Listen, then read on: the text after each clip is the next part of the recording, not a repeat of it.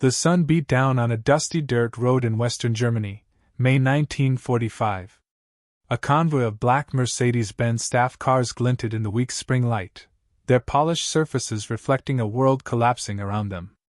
Inside these immaculate vehicles rode men who, until a few weeks ago, had been feared across Europe, high-ranking generals of the Wehrmacht, commanders of the ruthless Waffen-SS.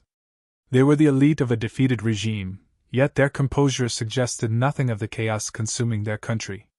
The convoy approached a United States Army checkpoint, where young, dirt-covered American infantrymen huddled behind sandbags, their M1 Garans at the ready.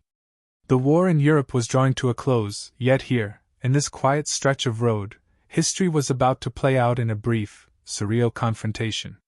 The lead car rolled to a smooth stop. Out stepped an SS general, his uniform pristine, boots polished to a mirror shine. Medals glimmered across his chest. He walked with the confidence of a man who expected respect, not defeat. His eyes scanned the weary Americans, sizing them up, expecting deference, perhaps even admiration. Speaking in heavily accented English, he did not surrender. Instead, he made demands. He wanted to be taken immediately to the highest-ranking American general. He demanded private quarters separate from the common soldiers, and insisted that his personal servants remain by his side. Above all, he sought protection from the advancing Soviet Red Army. The German officer believed he had outsmarted the world. He assumed that Americans, civilized and polite, would honor his rank and treat him as a guest rather than a prisoner. He did not know the men guarding the checkpoint were under the command of General George S. Patton, a leader who understood war and psychology in equal measure. Meanwhile, thousands of miles to the east, the Soviet Red Army pressed forward, relentless and merciless. For 4 years, the German military had waged total war on the USSR, burning villages, starving prisoners, killing without mercy. Now the hunter had become the hunted. Officers who had once commanded fear now found themselves fleeing it. Those who fell into Soviet hands faced execution, or the frozen labor camps of Siberia. The fear was palpable among the Nazi elite. Generals who had demanded the ultimate loyalty from young soldiers, who had punished retreating men without mercy, now abandoned their troops. They packed stolen artwork, champagne, and personal servants into luxury cars, heading westward in a desperate bid for survival.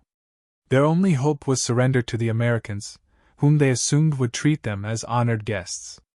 Back at the checkpoint, the Americans were exhausted. They had fought through mud and snow, endured the freezing forests of Europe, and witnessed horrors that had hardened them to brutality.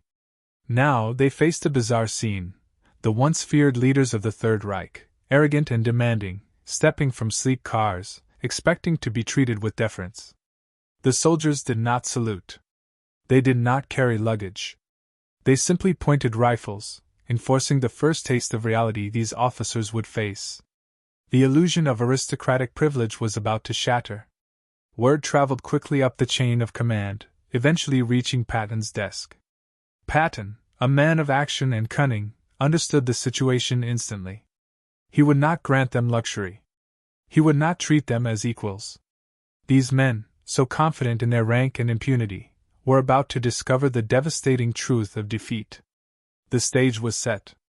The arrogance of the Nazi elite would soon collide with the relentless discipline, psychological acuity, and sheer authority of General George S. Patton, a confrontation that would humiliate the architects of terror and strip them of everything they once believed made them untouchable. While the Nazi generals raced westward in their polished Mercedes-Benz vehicles, the eastern front of Germany was a scene of unimaginable terror. For 4 years, the German army had waged total war against the Soviet Union. This was no conventional conflict.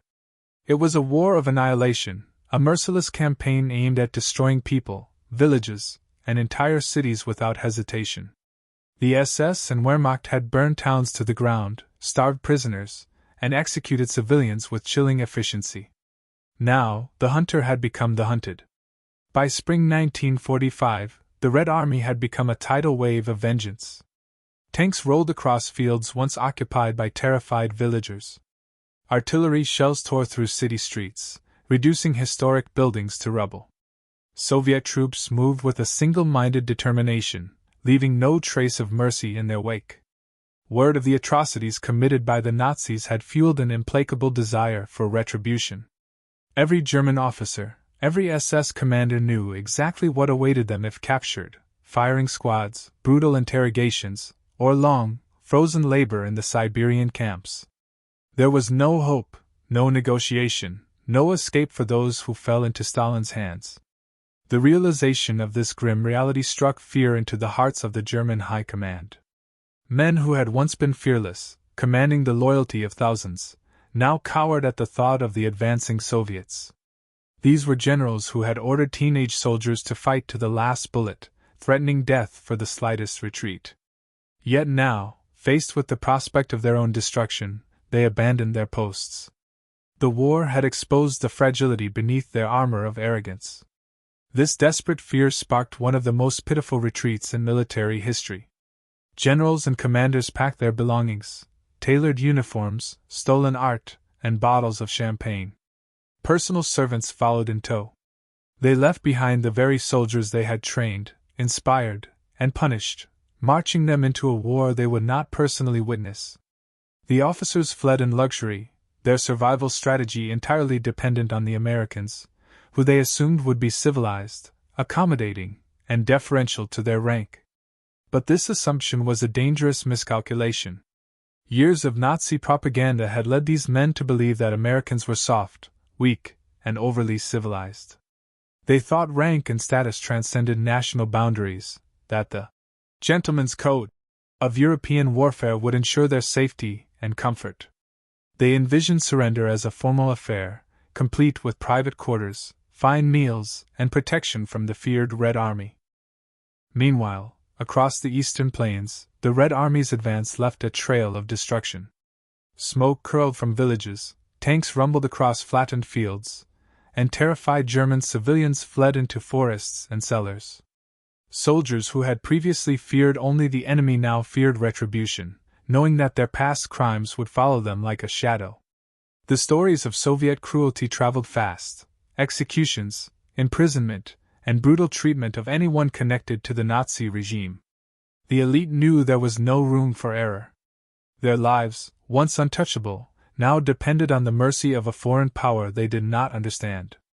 In this climate of fear, the westward flight of the German elite took on a surreal quality. Convoys of black Mercedes-Benz cars, filled with generals and officers, cut across the countryside, moving toward American lines. Behind them, the chaos of retreat and devastation marked every town they left. Starving soldiers trudged through mud and rubble, while the elite escaped in style, believing their rank and cunning would save them. Yet, as the convoys approached American checkpoints, the illusion of safety was about to collapse. The arrogance of the Nazi officers collided with the harsh reality of American discipline and authority.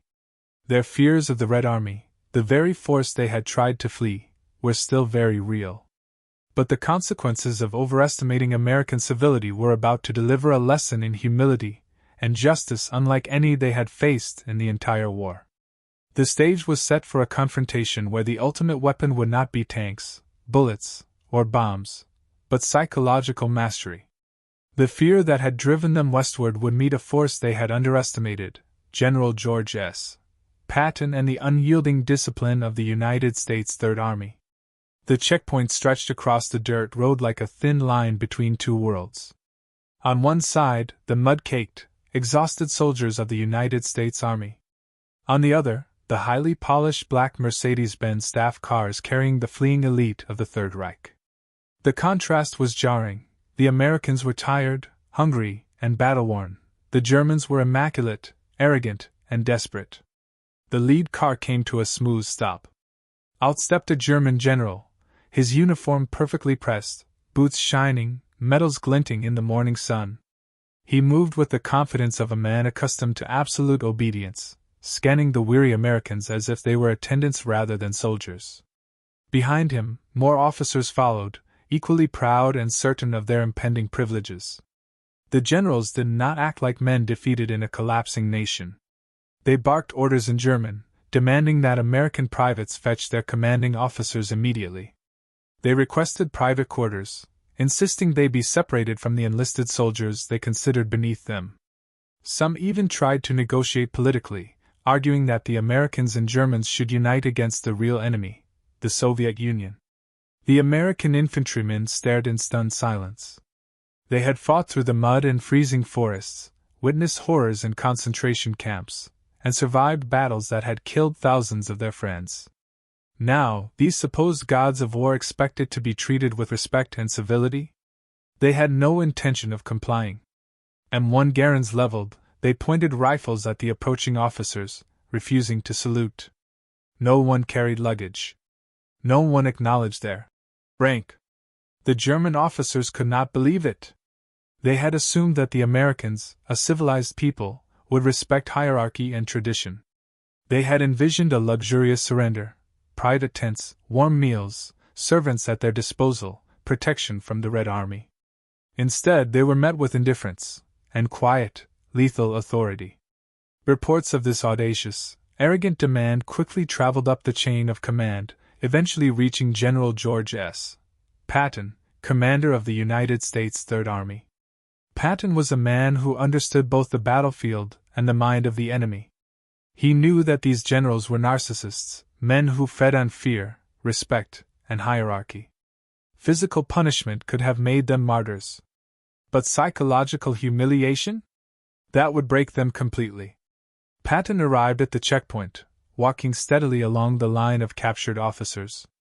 The generals, seeing the famous American commander approaching, snapped to strict attention, expecting the salute of a fellow officer. Their eyes shone with expectation. They had been taught to believe that rank transcended nationality. Patton, however, did not salute.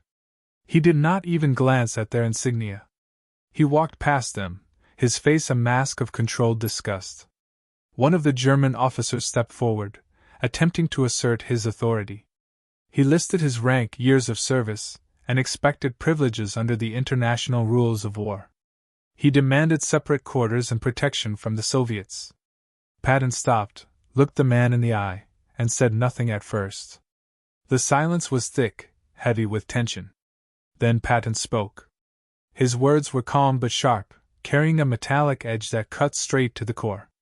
He informed them that they were not honorable soldiers. They were criminals, architects of a cowardly, destructive regime.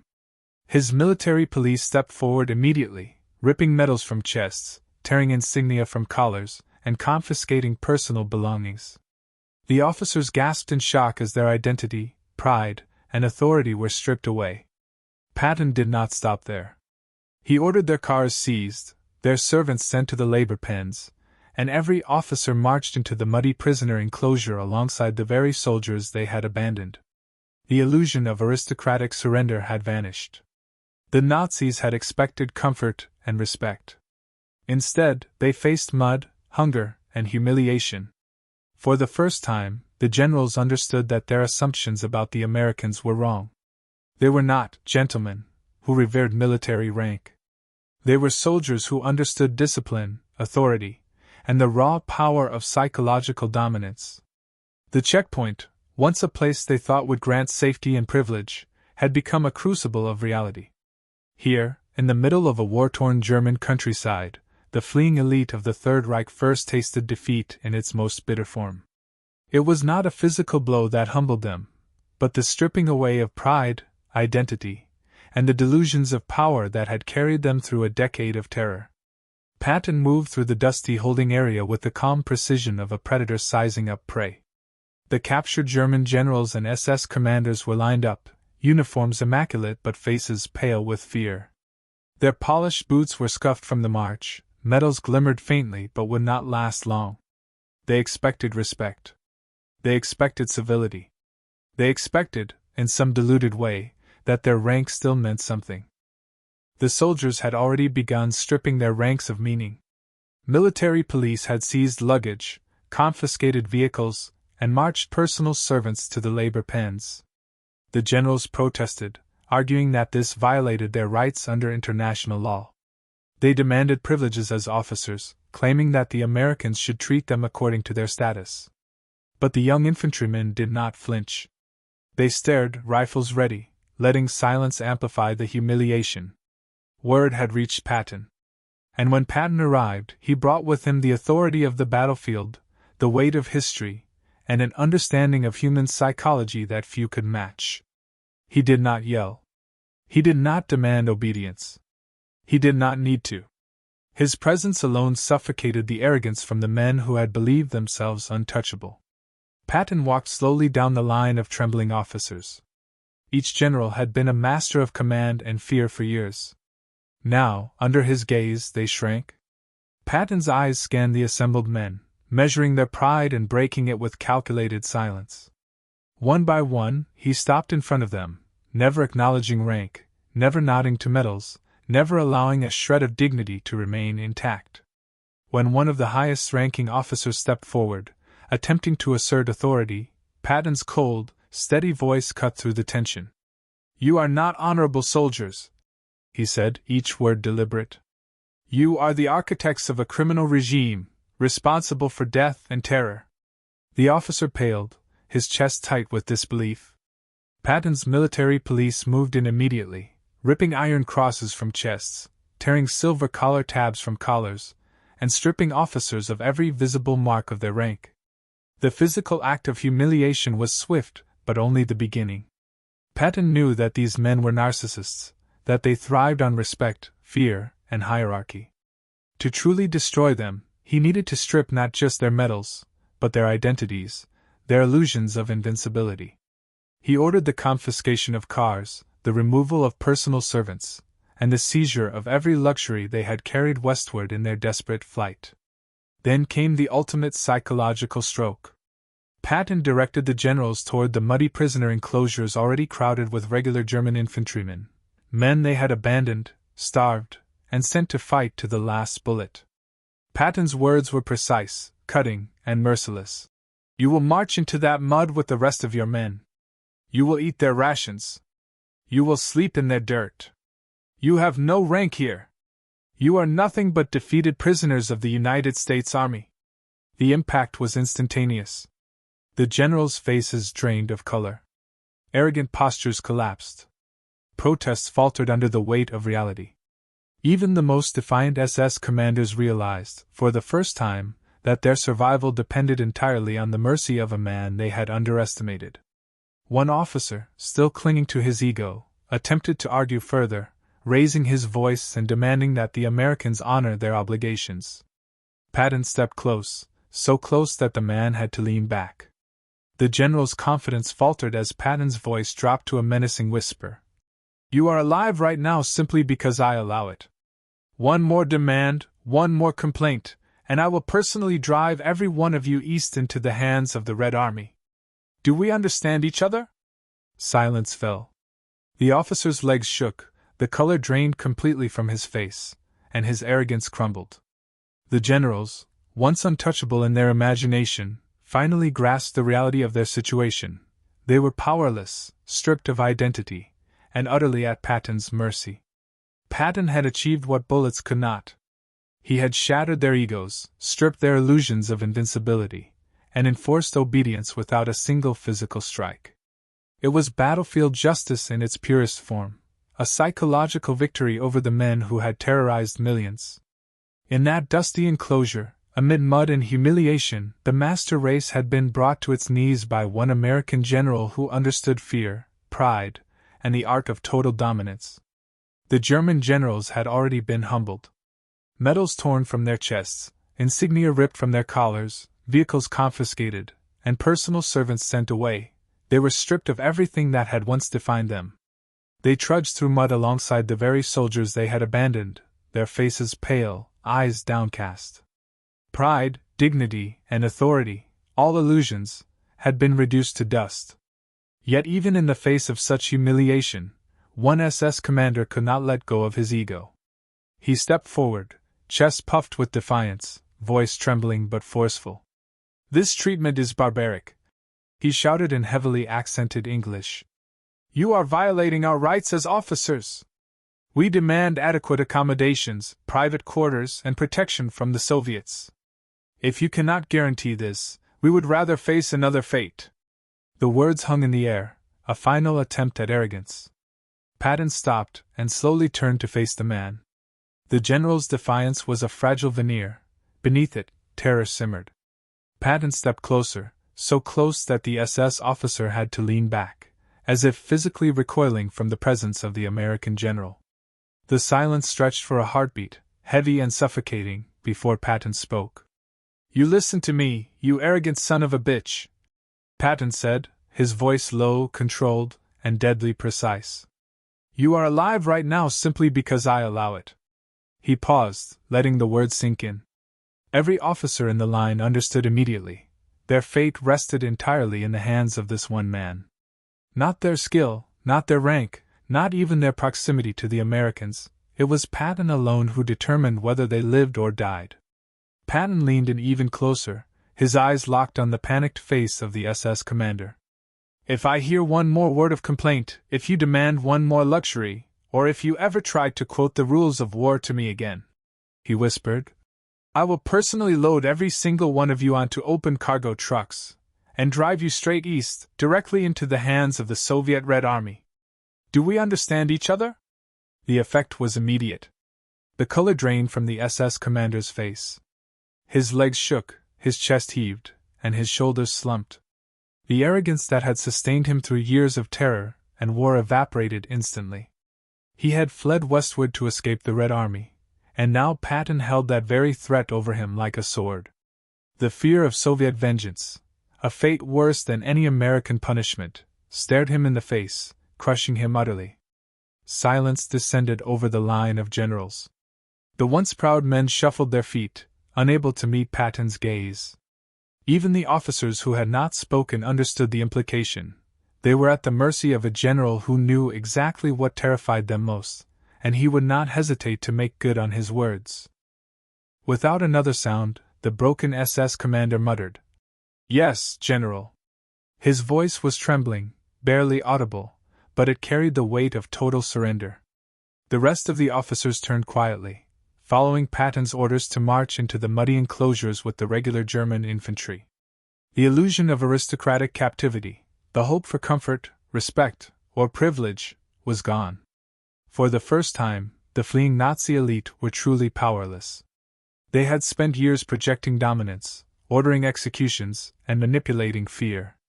But in the muddy enclosures of the Third Army, stripped of rank, medals, and dignity, they faced the ultimate weapon, the psychological mastery of a commander who understood their deepest fears. Patton had achieved a victory beyond medals, battles, or territory.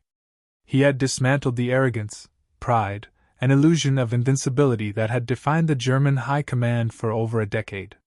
Their own terror of the Red Army had been turned into a weapon against them. One whisper, one carefully delivered threat, and the generals who had once inspired fear across Europe were reduced to trembling, obedient prisoners. This was battlefield justice without bloodshed, a brilliant, calculated, and deeply satisfying humiliation. Patton had proven that the most devastating weapon a general can wield is not always a tank, artillery, or rifle. Sometimes it is simply knowing what terrifies your enemy the most, and using it with precision. In that muddy enclosure, amid the exhausted infantry and stripped officers, history witnessed a rare form of triumph, a masterclass in psychological warfare, delivered by one of the most formidable generals of World War II. The mud-streaked enclosures were filled with the defeated remnants of the once mighty German military. Starving infantrymen huddled against the chill, and beside them, the elite officers who had fled in luxury now trudged through the same filth and misery. Medals gone. Insignia gone. Vehicles gone. Servants gone. All that remained of their pride was the hollow shell of uniforms, mud-soaked and meaningless. Patton observed from a short distance, helmet gleaming under the German sun, hands resting on the grips of his ivory-handled revolvers. He did not gloat, did not raise his voice, did not perform a show of force. That was unnecessary. The psychological dismantling had already been accomplished. The generals had been stripped of everything that had given them power, rank, fear, and most importantly, the illusion of invulnerability. For years, these officers had thrived on hierarchy. They had commanded legions, instilled terror, and ordered the deaths of millions. They had believed themselves untouchable, men above reproach, gods among mortals. Yet in the span of hours, Patton had reduced them to trembling prisoners, completely dependent on his mercy, their deepest fears laid bare. This was the genius of psychological warfare. Physical punishment might have made the generals martyrs, or hardened their resolve. But by understanding their ego, their arrogance, and their terror of the Red Army, Patton wielded an invisible weapon far more devastating. He used the very thing they feared most, the fate they had been fleeing for months, and made it their reality, without firing a single shot. Every command was calculated. Stripping medals and insignia destroyed their professional identity. Marching them into the mud with the soldiers they had abandoned shattered their sense of superiority. Threatening to hand them over to the Red Army confronted them with the ultimate consequence of their crimes. Each step, each command, each stare from Patton reinforced their helplessness. The fear that had driven them westward became the instrument of their complete surrender. The impact extended beyond the generals themselves. American soldiers watching the scene understood a profound lesson, that power is not merely wielded through guns, tanks, or territory, but through mastery of the mind. The terrified expressions on the faces of the Nazi elite were proof that authority coupled with insight into human nature could accomplish what brute force alone could not. Patton's handling of the Nazi commanders became a story of legendary psychological precision. He did not need to humiliate them physically. He did not need to threaten death outright. He simply exposed them to the reality they had spent years denying, that the rules of their world no longer applied, that their arrogance was meaningless, and that the fear of consequences they had tried to outrun would find them regardless. The German officers, once arrogant and defiant, now marched silently into the enclosures, heads down, bodies stiff with fear, every step a testament to the absolute effectiveness of Patton's approach. For them, the Third Army was no longer a force to negotiate with or charm. It was an instrument of justice, exacted without a drop of blood. History remembers General George S. Patton as a brilliant armored strategist, an aggressive tank commander, and a relentless force across Europe. But his handling of the fleeing Nazi elite represents another, subtler form of brilliance, the ability to wield fear, insight, and timing to achieve total psychological domination. He had stripped men who had once inspired terror across continents of every vestige of power, and forced them to confront their own cowardice. In that muddy enclosure, in the waning days of the war, the illusion of the master race crumbled. The generals who had once believed themselves untouchable learned that true authority belongs not to the arrogant or the brutal, but to those who understand both the battlefield and the minds of their enemies. Patton had turned fear into a weapon, humiliation into strategy, and insight into victory. It was a lesson in psychological warfare as precise and brutal as any tank charge, as unforgiving as any artillery barrage, and infinitely more satisfying for those who had suffered under the Nazi regime. In the end, the Third Army had not just captured men, they had captured the arrogance of an entire regime, and in doing so, proved that understanding the human mind can be the deadliest weapon in any war. The war in Europe was over, but the echoes of its final days lingered like smoke over the shattered cities of Germany. The German generals who had fled westward in arrogance now sat in prisoner enclosures, stripped of every illusion, every privilege, every shred of dignity they had once taken for granted. The Third Army had taught them lessons that no battlefield could have delivered, the true cost of arrogance, the fragility of power, and the supremacy of psychological mastery over mere uniforms and medals. Patton did not linger in celebration. He had a reputation to uphold and campaigns to continue, but the handling of the fleeing Nazi elite remained a quiet triumph of his career. He understood that battles were not always won with bullets and tanks. Sometimes, victory was achieved with insight, timing, and an unerring understanding of human nature. The humiliation of the German generals was proof that the most dangerous men could be reduced to powerless, fearful shadows with nothing more than precision and psychological leverage. Meanwhile, the officers themselves faced a stark new reality. They had lived lives built on authority, fear, and the myth of invincibility. Now, seated on cold benches, shivering in makeshift tents, they were confronted daily with the men they had once commanded, soldiers who had endured hunger, freezing cold, and relentless combat without abandoning their posts. The contrast was devastating. They had fled in fear, and their every action now reflected the consequences of their cowardice. In the following weeks, as the Third Army continued its occupation and stabilization efforts, reports from these officers revealed a staggering transformation. The once proud men who had issued orders that shaped entire campaigns were now compliant, silent, and reflective. The fear instilled by Patton's threat of transfer to the Soviet forces had not only ensured obedience, it had rewritten their perception of power. They had discovered that the mightiest weapon in war was not a tank or a rifle, but the strategic application of psychological dominance.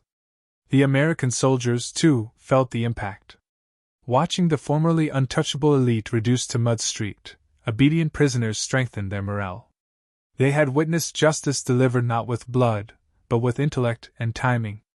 They had seen the full collapse of arrogance and pride, and it reminded them why they fought, not just for victory, but for the triumph of humanity over tyranny. Historians later reflected on the significance of this encounter. While Patton is often remembered for his audacious armored assaults, the story of the German general's surrender offers a lesson in leadership rarely taught in classrooms. It demonstrates that true command lies in understanding your enemy, leveraging their fears, and delivering consequences that resonate deeper than physical punishment ever could. The Third Army's triumph was therefore both tactical and moral. The Germans were defeated not only on the battlefield, but in spirit, and the legacy of their arrogance was permanently shattered. For the German officers, the memory of that day would haunt them forever. The humiliation, the threat of Soviet retribution, the exposure of their cowardice, all were indelibly etched into their minds. They had fled westward believing in the civility and softness of their captors, only to find themselves completely powerless. Every step into the mud, every ration shared with the men they had abandoned, every glance at Patton's cold, unyielding eyes was a reminder that no rank, no medal, no stolen luxury could shield them from justice. Patton's mastery lay in his recognition that human psychology could be as devastating as any weapon. He understood pride, fear, and ego, and he wielded them with surgical precision. By exploiting the general's expectations, by confronting them with their worst nightmare, he achieved a form of battlefield justice that was complete, devastating, and enduring. As history continued to unfold, the world would remember Patton not only for his tanks and strategy, but for the quiet, relentless force of his intellect. In a war defined by violence, he had demonstrated that insight, timing, and understanding the human mind could be the most powerful weapons of all. And in the aftermath, the lessons of the Third Army's encounter with the fleeing Nazi elite would echo through history, a testament to the power of psychological warfare, discipline, and justice executed without a single bullet fired.